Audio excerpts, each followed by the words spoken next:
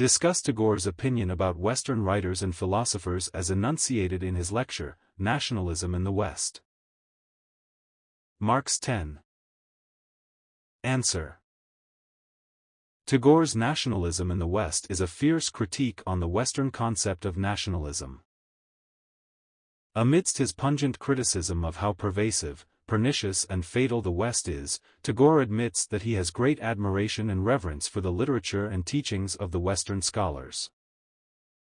Even Tagore's Nobel Prize-winning work Gitanjali has the preface by the world-illustrious author, W.B. Yeats.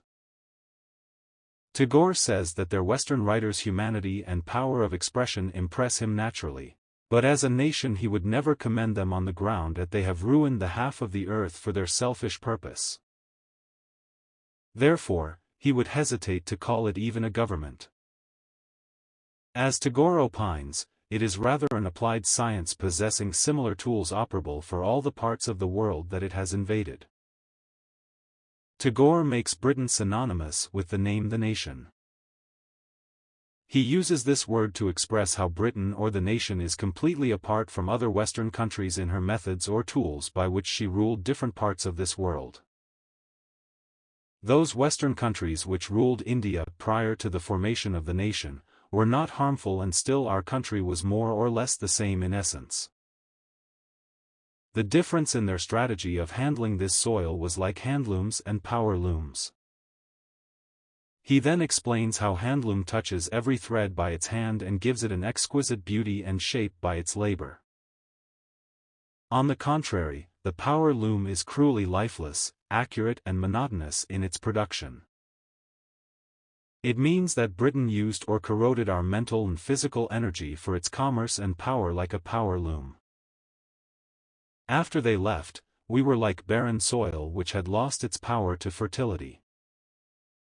Besides, Tagore feels, like the greatest enemy of humanity, it sowed the seeds of mechanical life, material thinking and bourgeois commercialization to devastate our society forever. Of course, we were gifted with the seeds of democracy by them, which was the very need of the hour. Tagore reminds us that democracy brought by Britain has come to empower each living thing of society. In that sense, British rule is good as it has established law and order everywhere in India and taught us to obey laws and not the king's decisions. Like this, people of far-fetched areas came to know each other. The vast destruction in Japan is an eye-opening example of the exercises of the Western concept of the nation. Tagore points out that China's ethnicity and rich society are also threatened deeply by this monstrous concept of the nation of the West. India, too, is swept away in the same blow of the Western concept of the nation, which is a pitiless machine that swallows man's moral strength and heart.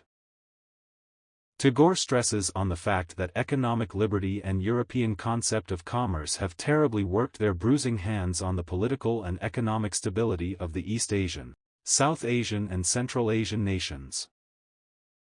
Waking at the dawn of the industrial civilization may give a sense of superiority, but it is in fact a sound blow to the moral and ethical structure of the societies. Finished. Please share this channel to help any student pursue a degree in English literature. Please do not forget to like, share and comment.